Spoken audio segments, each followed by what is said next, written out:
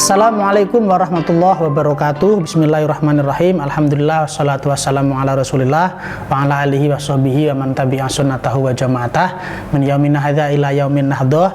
Perkenalkan, saya Somuddin Aziz, salah satu dosen Pendidikan Agama Islam di Program Studi Pendidikan Agama Islam Fakultas Tarbiyah Universitas Nahdlatul Ulama Sunan Giri yang ada di Bojonegoro. Pada kesempatan kali ini, perkenalkan, saya dulu S1 mengambil program studi pendidikan agama Islam di Sunan Giri, kemudian S2 saya di Universitas Islam Lamongan atau Unisla. Saya mengambil jurusan Magister Agama Islam, konsentrasinya PAI juga. Kemudian saat ini saya masih menempuh semester 4 di Universitas Islam Negeri Tulungagung dengan jurusan Manajemen Pendidikan Islam. Pada kesempatan kali ini, di program studi pendidikan agama Islam, saya diberikan amanat untuk mengajar fikih 1, fikih 2, fikih kontemporer, dan juga usul fikih. Namun pada kesempatan kali ini yang ingin saya sampaikan adalah fikih 2. Fikih 2 ini merupakan mata kuliah muatan prodi yang sifatnya wajib ditempuh oleh program studi atau mahasiswa-mahasiswi prodi PAI yang bobot SKS-nya adalah 2, dan mata kuliah fikih 2 ini mempunyai prasyarat, yaitu harus lulus mata kuliah fikih 1. Jika pada fikih 1, mahasiswa-mahasiswi diwajibkan untuk mempelajari, mempraktekkan fikih-fikih yang berkaitan dengan ubudiyah atau ibadat. Kemudian di fikih 2 ini mahasiswa-mahasiswi diwajibkan untuk mampu menguasai dan juga mempraktekkan fikih atau konsep-konsep fikih yang berkaitan dengan muamalah dan juga munakahah. Pada kesempatan ini, saya bermaksud mendeskripsikan secara singkat mata kuliah fikih 2 ini yang berkaitan dengan muamalah dan juga munakahah. Pada mata kuliah ini membahas tentang dasar-dasar fikih muamalah yang terdiri dari pramateri, yang mana pramateri ini nanti isinya adalah akad dan ruang lingkup, di mana kita tahu bahwa yang namanya fikih, tentunya fikih yang khususnya adalah fikih muamalah, tentu akan selalu berkaitan dengan akad. Dimulai dari akad, kemudian nanti di ruang lingkup ini sejauh mana. Kemudian nanti yang pertama pembahasan kita, ini sesuai dengan RPS yang sudah kita share kepada mahasiswa. Yang pertama kita akan membahas tentang jual beli atau buyu, ama yata'allaqu minha atau ama yata'allaqu biha, dan juga hal-hal yang berkaitan dengan buyu atau jual beli, yaitu diantaranya khiyar, salam, riba, kemudian ada qorot, ada hawalah, ada kafalah, rohon, kirot, syirkah, syuf'ah, wakalah, hibah, wakaf, dan lain sebagainya. Nanti diakhiri dengan pembahasan musakoh, muzaro'ah, terus kemudian wadiah, ariyah, gosop, dan di beberapa pertemuan terakhir, 3-4 pertemuan terakhir nanti akan diisi atau mahasiswa akan mempelajari bersama-sama fikih yang berkaitan dengan munakahah, mulai dari nikah. Nikah itu bagian 1 isinya adalah khitbah, lamaran, kemudian nikah dan mahram, kemudian nikah bagian 2 nanti nusus sama nafkah, dan bagian 3-nya nanti ada tolak, khuluk, fasah, iddah. Yang terakhir, pembahasan terakhir nanti adalah yang berkaitan dengan nikah juga, yaitu rodoah, susuan, dan juga hadonah, hak asuh anak. Materi perkuliahan pada fikih 2 ini berisi 60% itu kajian tentang konsep-konsep dasar tentang fikih-fikih muamalah, mulai dari dalil yang berupa nas, baik dari Quran maupun hadis, kemudian berkaitan jenis-jenis muamalah, akad, syarat sah rukun, perkara-perkara yang membatalkan, dan lain sebagainya. Kemudian 40%-nya itu berisi praktek transaksi fikih muamalah oleh mahasiswa. Adapun capaian pembelajaran mencakup dari sikap dan tata nilai. Yang pertama adalah bertakwa kepada Tuhan Yang Maha Esa dan mampu menunjukkan sikap religius. Kemudian 2, menjunjung tinggi nilai kemanusiaan dalam menjalankan tugas berdasarkan agama, moral, dan etika. Yang ketiga, taat hukum dan disiplin dalam kehidupan bermasyarakat dan bernegara. Yang keempat, menginternalisasi nilai, norma, dan etika akademik. Ini capaian pembelajaran prodi yang bermuatan sikap dan tata nilai. nilai. Kemudian yang pengetahuan itu menguasai pengetahuan dasar-dasar keislaman sebagai agama rahmatan lil alamin. Yang kedua, menguasai pengetahuan dan langkah-langkah integrasi keilmuan, agama dan sains sebagai paradigma keilmuan. Dan yang ketiga, menguasai konsep, metode keilmuan, substansi materi, struktur dan pola pikir keilmuan usul fikih dan fikih sebagai sub keilmuan dari pendidikan agama Islam. Yang mana ini PAI seperti yang kita ketahui, PAI itu berisi fikih, kemudian Al-Quran hadis, akidah akhlak, dan satunya sejarah kebudayaan Islam. Keterampilan umum, satu, mampu menerapkan konsep fikih muamalah dengan baik dan benar sesuai dengan syariat atau ajaran Islam. Kemudian yang kedua, yang keterampilan khusus itu mampu menerapkan langkah-langkah pengembangan keilmuan dan keprofesian secara berkelanjutan, mandiri maupun kolektif dalam kerangka mewujudkan diri sebagai pendidik sejati dan pembelajar. Adapun CPMK-nya ada dua. Yang pertama, pada mata kuliah fikih 2 ini CPMK-nya ada dua. Yang pertama memiliki kedalaman materi fikih muamalah dan fikih munakahah.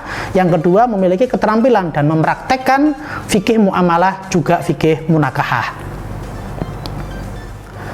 Deskripsi singkat mata kuliah fikih 2 ini, mata kuliah ini membahas tentang dasar-dasar fikih muamalah yang terdiri dari pramateri, akad dan ruang lingkup, kemudian jual beli, khiyar salam riba. Yang kedua bab qorot dan hiwalah, kafalah dan rohen, qorot syirkah syuf'ah, wakalah hibah wakaf, ijarah dan ji'alah, musaqqah dan muzara'ah mukhabarah, kemudian wadi'ah ariyah dan ghosob. Yang berikutnya adalah nikah bagian 1, itu isinya khidbah, nikah dan mahram. Kemudian nikah bagian 2 itu nusus dan nafaqah. Yang bagian 3 tolak, khulu, fasah dan idah. Yang terakhir itu rodok dan hadonah. Biasanya kita selalu menyelipkan satu timing terakhir itu untuk review materi mulai dari awal sampai dengan akhir, mulai dari materi yang pertama sampai dengan materi yang terakhir.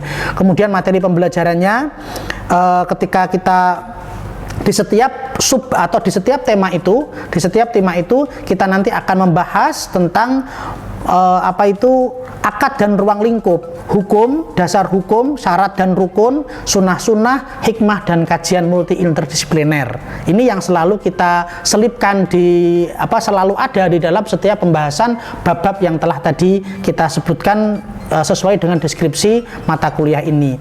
Adapun pustaka utama yang kita selalu gunakan untuk sebagai buku babon atau buku rujukan, yang pertama tentu adalah fikih yang ini karya daripada Al-Habib Hasan Ahmad bin Muhammad Al-Kaf, yaitu Taqrot Sadidah, yang juz 2 itu Faraid wal Qodoya, Al-Buyu' wal Faraid. Kemudian nanti ada juga fikih Al-Fiqhul Islam wa Adillatuh karya daripada Dr. Wahbah Suhaili.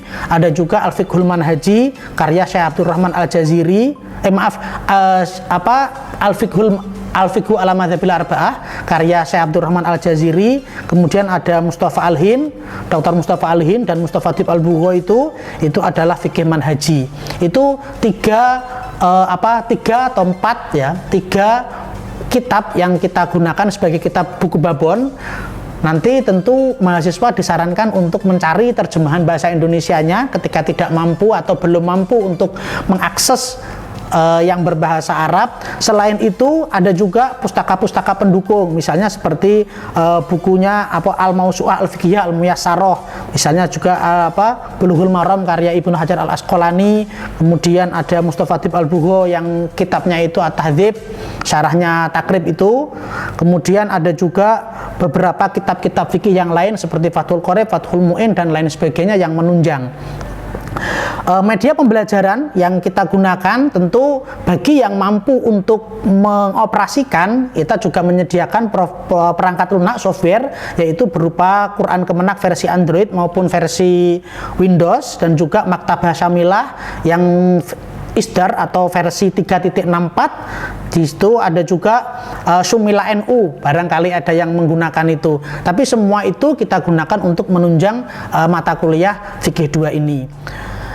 Sesuai dengan RPS, bahwa RPS kita itu mencangkup atau berisi tentang sub CPMK sebagai kemampuan akhir, kemudian ada indikatornya, ada materi pembelajaran, metode pembelajaran, kegiatan pembelajaran, dan bobot penilaian. Nah, yang pertama itu tentu kontrak perkuliahan, itu sudah biasa kita lakukan. Kemudian yang kedua, saya langsung pengen yang kedua ini mahasiswa sub CPMK-nya itu adalah mahasiswa dapat memahami konsep fikih dalam akad jual beli, salam khiyar dan riba, dan berkomitmen untuk mempraktekannya dalam kehidupan sehari-hari. Kemudian nanti indikatornya mahasiswa dapat memahami dan menganalisis konsep fikih dalam akad jual beli, salam khiyar, riba itu, kemudian mengevaluasi praktek jual beli yang tidak sesuai dengan fikih muamalah yang seperti apa. Setiap pembahasan sub CPMK itu berisi tentang definisi, dasar hukum, rukun, syarat, sunnah, serta hikmah dan kajian interdisipliner. Kemudian metodenya adalah kajian literatur, cooperative learning, dan kita berusaha untuk problem solving untuk memecahkan sebuah permasalahan di masyarakat. Setiap di CPMK ada komponen semacam itu. Kemudian saya langsung ingin ke setiap akhir perkuliahan ya, setiap akhir perkuliahan di pertemuan terakhir itu biasanya kita selalu mengadakan yang namanya evaluasi atau review materi dari awal sampai akhir, dan juga dilengkapi dengan evaluasi. Evaluasinya itu komponen penilaian perlu kita tegaskan, komponen penilaiannya adalah tugas itu 20%, UTS-nya 20%, kemudian UAS 40%, dan performa ketika diskusi maupun perkuliahan itu 20%. Berikut cuplikan video pembelajaran saya di kelas pada materi muamalah, khususnya buyuk atau kitab jual beli. Selamat menyaksikan. Assalamualaikum warahmatullahi wabarakatuh. Waalaikumsalam warahmatullahi wabarakatuh. Bismillahirrahmanirrahim. Alhamdulillahirabbil alamin. Allahumma shalli wa sallim wa barik ala sayyidina Muhammadinil Fatihi lima ughliq wal khatimi lima sabaq nasrul haqqi bil haqq wal hadi ila siratikal mustaqim wa ala alihi wa ashabihi haqqa qadrihi wa miqdarihil azim. Teman-teman, kita memulai perkuliahan kita dengan membaca sholawat Fatih sesuai dengan instruksi rektorat beberapa waktu lalu. Saya mengingatkan bahwa kita sekarang alhamdulillah berada di pagi yang cerah ini. Kita akan melakukan perkuliahan dengan mata kuliah Fikih 2, di mana Fikih 2 ini merupakan mata kuliah wajib yang ada di program studi pendidikan agama Islam, dan prasyarat mengikuti perkuliahan Fikih 2 ini harus sudah lulus perkuliahan mata kuliah Fikih 1, di mana ketika dulu sudah pernah saya sampaikan bahwa Fikih 1 itu berkaitan dengan ubudiyah atau ibadah-ibadah baik mahdoh maupun ghairu mahdoh, sementara Fikih 2 ini berkaitan dengan muamalah. Nah, muamalah ini nanti yang akan kita bahas, dan kita akan concern membahas tentang hal-hal yang berkaitan dengan praktek-praktek transaksi-transaksi yang bersinggungan lebih dari satu orang. Nah, saya juga akan menggunakan salah satu buku yang menurut saya apik yang akan kita gunakan perkuliahan selama satu semester ke depan, meski nanti juga akan ada referensi-referensi lain, tapi ini buku yang utama.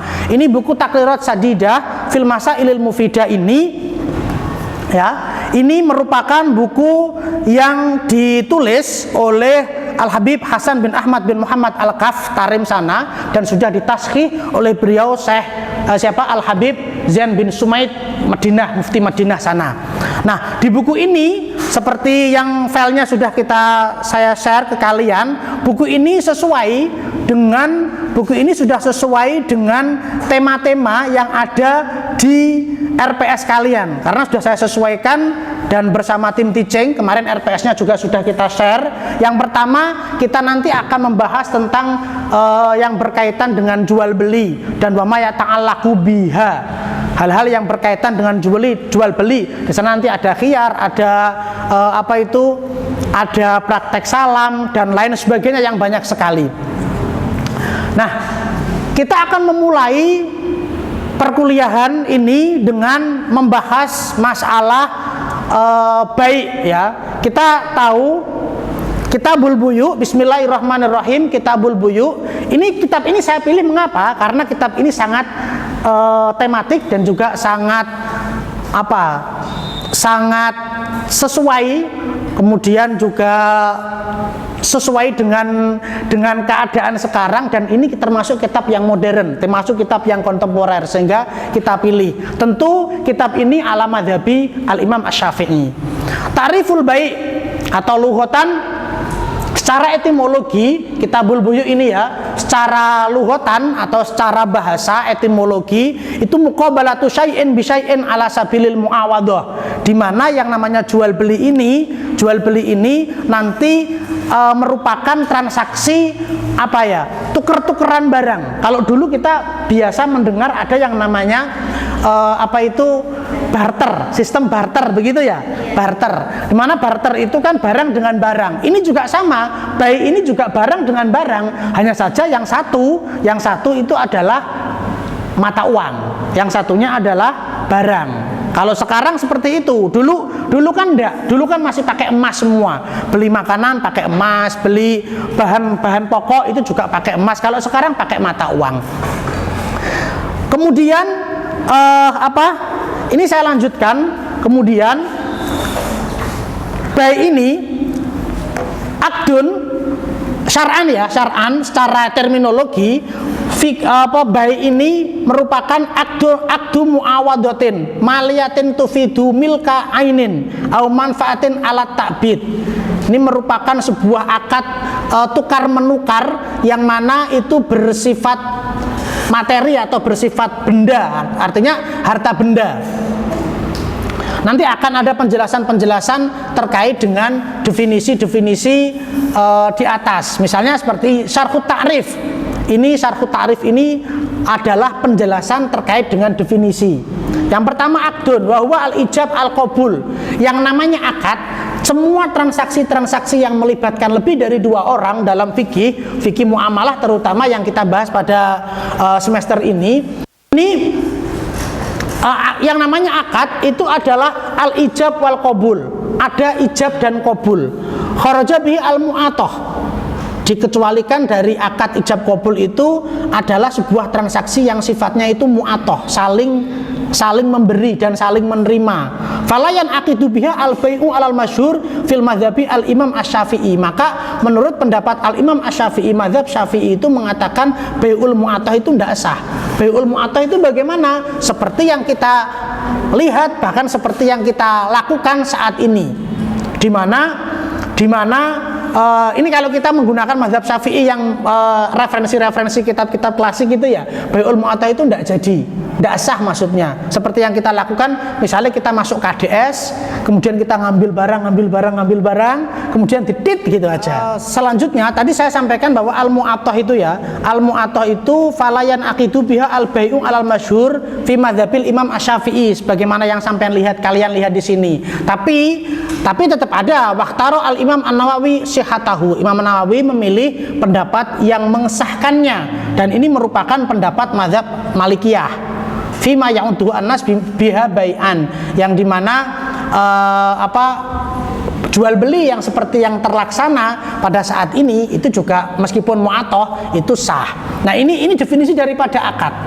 Akad ini nanti akan selalu ada ya. Kenapa harus ada akad pada setiap transaksi? Yaitu tadi, karena dengan akad itu nanti untuk meminimalisir praktek-praktek penipuan dan lain sebagainya. Setelah akad tadi akdun ya, muawadhatin kharaja bihi al-hibah, dikecualikan dari tukar menukar itu adalah hibah atau pemberian. Li'annal muawadhah takunu minal janibaini. Di mana? Kenapa? Karena yang namanya jual beli itu kan tadi kan akad yang muawadhah. Muawadhah itu tukar menukar, dan tukar menukar ini terjadi dari dua sisi. Kalau hibah atau hadiah itu terjadi dari satu sisi. Maksudnya yang kan hanya yang memberi saja, begitu. Minal mustari as-samanu wa minal bai'i al-musmanu. Kalau dari yang dimaksud dari janiben itu, dari dua sisi itu, dari penjual dari pembeli itu adalah harga, maka penjual itu mengeluarkan ya, penjual itu merogoh koceknya untuk membayar sebuah harga, sementara dari dari pembeli ya, pembeli itu merogoh koceknya untuk membayar sebuah harga, sementara baik atau penjual itu menentukan harganya barang yang dihargai tadi. Misalnya handphone ini harganya 2 juta, maka mustari mengeluarkan uang 2 juta untuk, ya itu kan berarti kan dari dua sisi.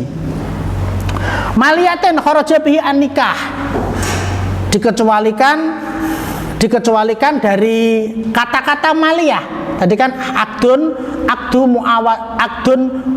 muawadotin gitu kan. Dan ada kata-kata maliyah. Maliyah itu yang bersifat harta. Dikecualikan dari yang bersifat maliyah ini an-nikah. Makanya nikah itu nggak bisa disebut jual beli. Meskipun prakteknya kayak jual beli, kan begitu ya, saya sampaikan begitu kan, kemarin sudah saya sampaikan di pengantarnya. Nanti di fikih muamalah atau di fikih 2 ini kita nanti selain membahas tentang muamalah jual beli atau buyu wa ma yata'allaqu biha, nanti kita juga akan di akhir kita akan membahas tentang nikah, talak, nusus, rodok sampai hadonah nanti. Insya Allah terakhir di hadonah. Jadi di fikih 2 ini kita selain muamalah berkaitan dengan transaksi buyuk atau baik jual beli dan yang berkaitan dengannya seperti sesuai dengan RPS yang sudah saya share, nanti kita di akhir akan membahas tentang kitabun nikah. Nah, di sini nikah itu tidak bisa disebut dengan akad yang ijol-ijolan, meskipun ya, atau akad jual beli nggak bisa.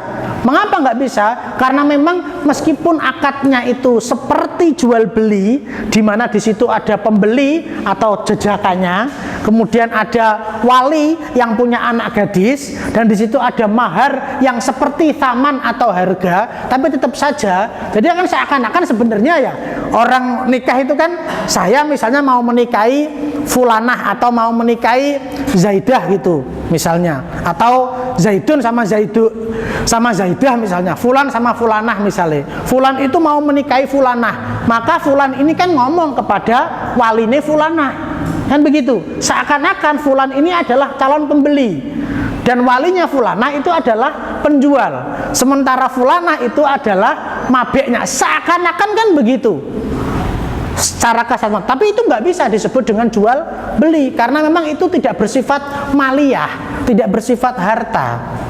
Kenapa? Karena dalam akad nikah itu kan tidak menjual harta, tapi akad yang kemudian menghalalkan untuk dihubunginya, untuk digaulinya seorang istri oleh suami yang sah, kan begitu nanti.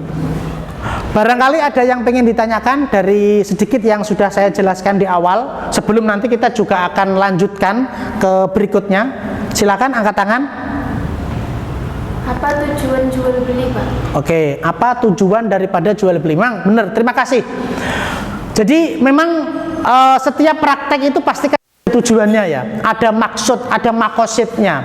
Jadi tujuan daripada jual beli ini tentu adalah adanya akad jual beli ini ya. Adanya akad jual beli ini adalah merupakan upaya syariat untuk melindungi hak-hak seseorang. Tujuan jual beli itu apa? Ya tujuan jual beli itu untuk memenuhi kebutuhan si penjual atau si pembeli. Yang penjual itu membutuhkan uang dan yang pembeli itu membutuhkan barang yang dijual, dan itu dilakukanlah transaksi tukar menukar barang yang dilindungi oleh syariat. Kan seperti itu. Kira-kira berarti tujuan daripada jual beli ini tentu nanti adalah antarodin, sama-sama legowo, sama-sama suka, sama-sama puas. Yang penjual itu juga mendapatkan uang sesuai dengan harga, yang pembeli juga mendapatkan barang sesuai dengan yang diinginkannya. Nah, ini adalah merupakan tujuan yang mulia. Ya, tujuan yang mulia daripada syariat, di mana syariat ini mengakomodir sekaligus memberikan cara untuk mempunyai atau untuk mempunyai barang dengan cara yang baik dan benar. Makanya ketika seseorang itu mempunyai sesuatu dengan cara yang tidak benar atau yang tidak dibenarkan oleh syariat, maka itu nanti konsekuensinya adalah dosa. Baik, terima kasih. Sudah paham Mbak ya? Dari pertanyaannya tadi sudah terjawab ya. Berikutnya barangkali satu lagi mungkin pertanyaan untuk pertanyaan dalam bab ini atau yang mungkin berkaitan dengan fikih lah. Dari Mas, monggo. Saya mau bertanya, apakah konsep jual beli modern pada saat ini itu sudah dibilang benar? Baik, terima kasih. Pertanyaannya, inti pertanyaan begini, apakah praktek jual beli seperti saat ini atau modern saat ini itu sudah sesuai dengan syariat? Begitu Mas ya kira-kira. Nah, di mata kuliah fikih 2 ini kita akan fokus membahas tentang